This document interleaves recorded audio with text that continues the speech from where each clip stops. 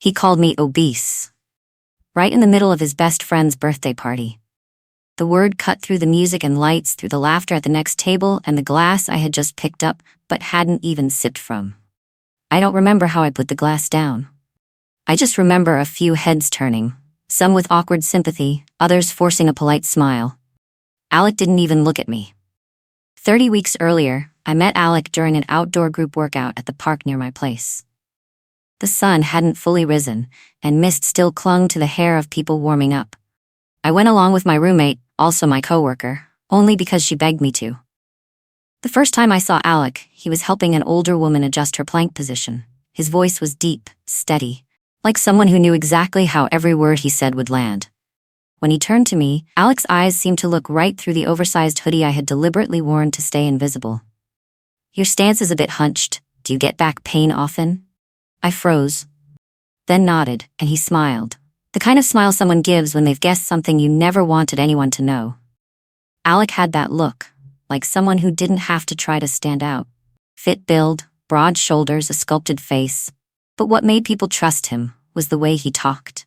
Confident, but not cocky. Gentle, but not soft. Every sentence felt carefully chosen to never make anyone feel threatened. I was an accountant at a retail company. I lived in spreadsheets and precision. I didn't like attention, and definitely wasn't used to someone like Alec starting a conversation with me. But he had a smooth way of approaching. Not pushy, not overly familiar. After the workout, he texted me, "If you want to ease your back pain and take some pressure off your knees, I've got a few core exercises I can show you." I meant to say no, but somehow I typed back, "Sure." We started meeting a few times a week. At first it was just workouts, then came "Wanna grab lunch?" followed by, "I know this smoothie place that's amazing for muscle recovery." Someone who had dodged every date for the past 3 years, found myself sitting across from Alec at a plant-based cafe, nodding as he talked about the role of fat buildup in the lower abdomen. I never thought of myself as attractive.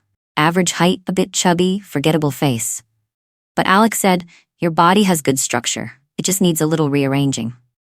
Back then, I thought it was a compliment.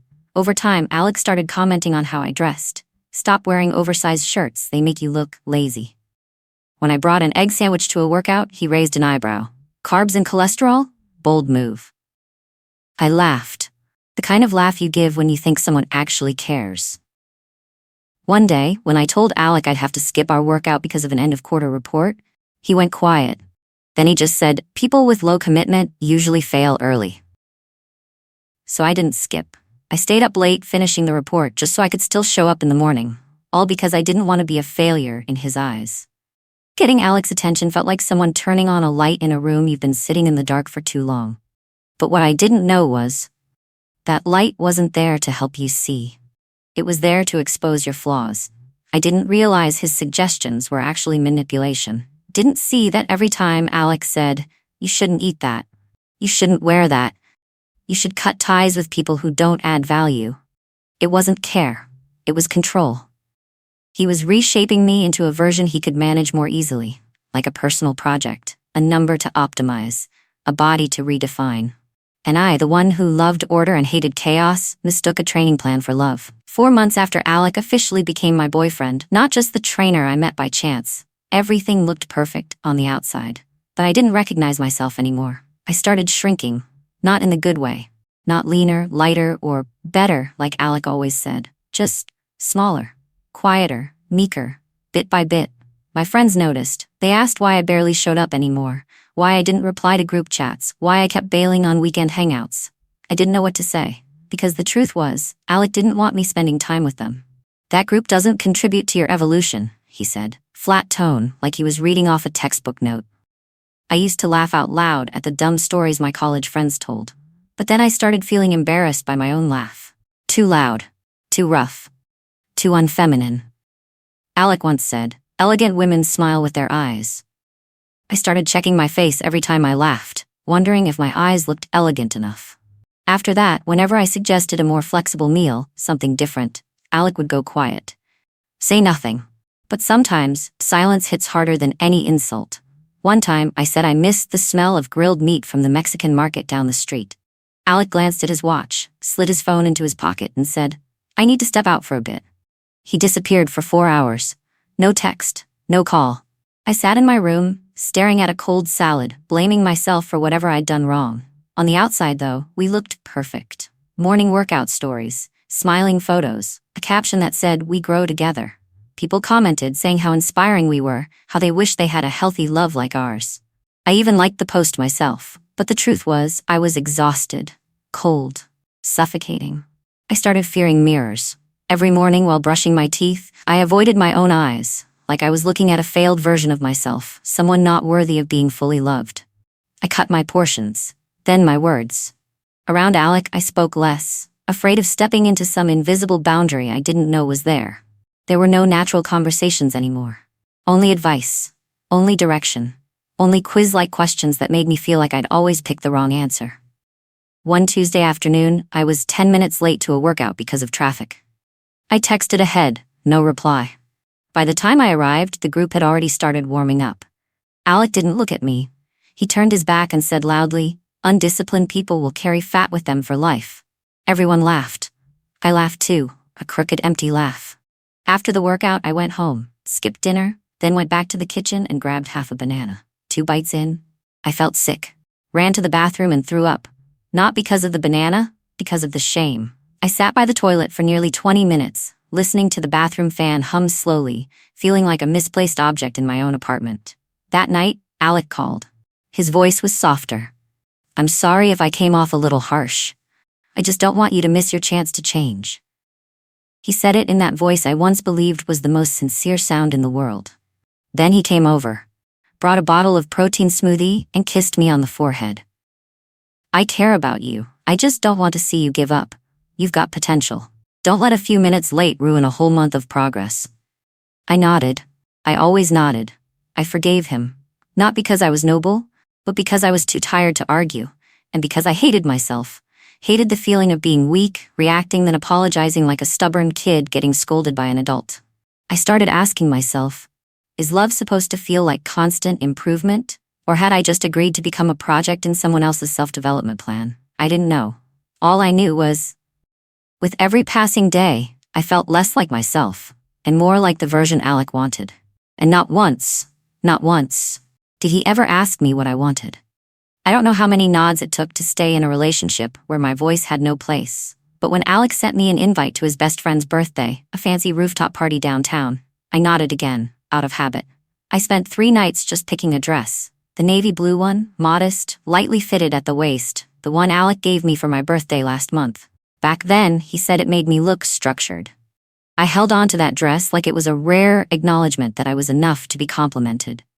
That afternoon, I stood in front of the mirror for a long time. It had been almost 2 weeks since I'd worn anything fitted. Not because it didn't fit anymore, but because I didn't feel brave enough. But tonight was his best friend's birthday. I wanted to show up like someone who deserved to be there. When I stepped out of the bedroom, Alec was fixing his tie. He looked at me for exactly 1 second. No smile, no surprise. Just said, "You're wearing that? Trying to test the fabric's stretch limit or something?" I froze, then gave a faint laugh. Maybe the lighting in here makes the seams look tighter. I could hear the shake in my own voice, but I kept dabbing blush on my cheeks like I hadn't heard a thing. On the way to the party, I told myself, I'm being too sensitive. Maybe Alec was just tired. Maybe I should stop reading so much into throwaway comments. The party was on the rooftop of a luxury high-rise. String lights hung lazily overhead. Chill electronic pop played in the background, glassware as thin as dragonfly wings, and a crowd dressed like they'd just stepped out of a streetwear campaign. Alec lit up like he belonged there. He smiled, shook hands, clapped people on the back. The lighting caught his cheekbones just right, making his smile seem even more flawless.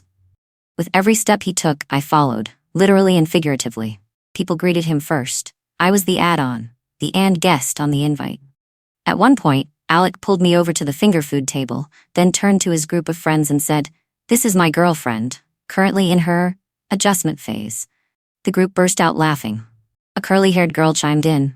"Ah, that's cute. Kinda like me back when I was chubby in middle school." I forced a smile. My hand gripped the water glass like it was the last thing keeping me grounded. Alec sipped his wine, never glancing back, as if the joke was harmless. As if I should feel grateful he even confirmed I was his girlfriend, even if he had to tack on that I was still in the adjustment phase. I stepped back toward the dessert table. Perfect little squares of cake, topped with fresh fruit and whipped cream. I picked one with a strawberry and placed it on my plate. Right then, Alec looked over and said loud enough for everyone nearby to hear, "Wow, cheat day already?" This time, I couldn't even fake a smile. My mouth went dry. The plate wobbled in my hand. No one said a word. No one stepped in. Just a few glances, quick, then gone. I set the plate down. Walked toward the bathroom like I was stepping out of a dream I didn't understand. One I couldn't believe I was still stuck in. The bathroom was empty. The mirror, wide and spotless. I looked at myself. Lipstick still on, hair still neat, dress still fitting just right. But in my eyes was a stranger. Someone who kept following another person around, thinking love meant enduring mockery wrapped in the word honesty. I tapped the mirror with my fist. Not hard, not enough to break it. Just enough to feel if I was still really there. I stood there for nearly 10 minutes. No crying, no screaming, just breathing, like I was relearning how to be a person. When I stepped out, the party was still going.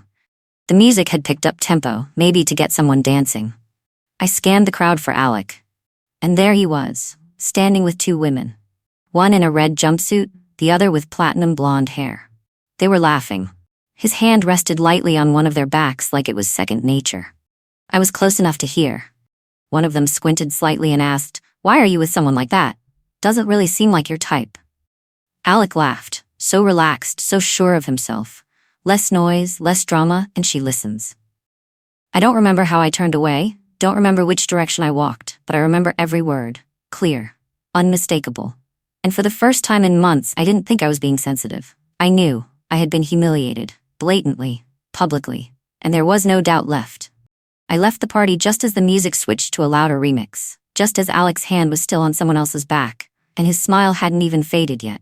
No words, no goodbyes, no tears, just walking fast, like I'd just escaped a place so suffocating I couldn't survive another second in it. My hand was shaking as I pressed the elevator button, not from anger, but because my body wasn't used to walking away before being pushed. Every other time, I stayed. Every other time, I waited to be saved. But this time, I saved myself. Alec didn't follow, didn't call. It wasn't until 3 hours later, after I had changed into pajamas, taken off my makeup, and lay still staring at the ceiling, that my phone lit up. A message. "Thought you were stronger than that." That was it. No question mark. No mention of my name. No apology. Like everything that just happened was some minor test, and I'd failed it for being too emotional. I stared at that message for 10 seconds. Then I opened my contacts and blocked the number. Switched over to Instagram, Facebook, anywhere Alec had left a trace, and wiped it all clean. No warning, no explanation, no need for him to notice. The next day I deleted every photo of us from my phone. Photos I had once edited so carefully, adjusting colors, picking the right filters, clearing blemishes, brightening my eyes, all to match Alec's minimalist aesthetic. Looking back, I didn't even look like the main character in my own life. I looked like someone else's side project. A week later, I got a message from June, the girl who used to train with us. "Look at this," she wrote, along with a screenshot. It was a post from Alec, a gym photo. He stood center frame in a tight tank top. The caption read, "Looking for more female clients. Must be disciplined. No whining, with clear body goals." I read it 3 times to be sure. No whining, clear goals, disciplined. I saw myself in that caption. Not who I am now, but who I was 3 months ago. The one who said yes to everything. The one who rearranged her life around his training schedule. The one who pushed through exhaustion out of fear of being called weak. I was Alec's case study. A project he used to prove his coaching skills. A live demonstration of how anyone can change if they want it bad enough. Only, I wasn't chosen for who I was. I was chosen for what I could be shaped into. And because I knew how to follow. I pulled up Alec's profile again, using a backup account. The old photos were still there. I was in them. But not really, just a fake smile. An arm loosely wrapped around my waist. My eyes slightly turned, like I was flinching from something invisible. I turned off the screen, sat in the dark for a few minutes. Then I switched on the kitchen light, opened the fridge, took out an egg, some cheese, and 2 slices of whole grain bread. I made a simple sandwich. No calorie counting. No wrapper checking. No guilt. I ate slowly, 1 bite at a time, not because it was the perfect meal, but because, for the first time in months, I could breathe. Not because my body felt lighter, but because no one was sitting across from me, scoring every bite like it was part of some experiment. I'm not dieting anymore. I'm eating, properly, for myself. And for the first time, it feels like I'm feeding my body. Not competing in a nameless game where the only one making the rules was someone I used to love. I hadn't planned on ever seeing Alec again. But life doesn't always go the way we script it. The party was a casual get-together, a sort of unofficial college reunion organized by old friends. I'd almost declined. But something in me wanted to stand in a crowd again without dodging anyone's gaze. I wanted to see how far I'd come. The venue was a cozy backyard setup, warm yellow lights, a long table with sandwiches and grilled food, music just loud enough to enjoy without shouting. I arrived a little late, and almost the moment I walked in, I saw Alec. He was standing by the drink table, glass in hand, leaning in to talk to a blonde woman. She was wearing a deep red athletic dress, the exact style I wore in week 3 of training with Alec. Back then, he told me that color suited people with drive. I stood still for a few seconds, not flustered, not angry, just a strange feeling, like watching an old scene from a play I once starred in. Only now, I wasn't in it. I walked toward them, not to start anything, just to speak. I didn't know what I'd say, but my feet moved without hesitation. Alec looked up when he saw me. His expression shifted for a split second, from confident to caught off guard, then back to composed. But I saw it. I saw everything in that flicker. I turned to the girl. Her face looked familiar, though I couldn't tell if it was because we'd met before or because I used to look just like her. "Can I ask you something?" I said, my voice calm. "Has he started talking to you about your diet yet?" She flinched, like I just flipped on a light in a room she hadn't realized was dark. Alec didn't move. Still holding his glass, face blank. I didn't wait for her answer. I didn't raise my voice, didn't act superior.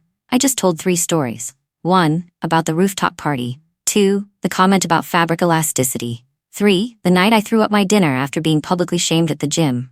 But I looked her straight in the eyes as I spoke. No tears, no drama. I just wanted her to know. Around us, I noticed other eyes starting to turn our way.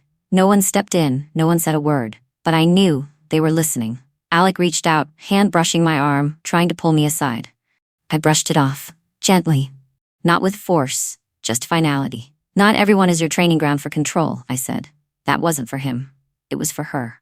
Then I turned and walked away, light as air. No one called after me. No one tried to stop me. A week later, I got a message from an unknown number. "Thank you for speaking up. I saw myself in you."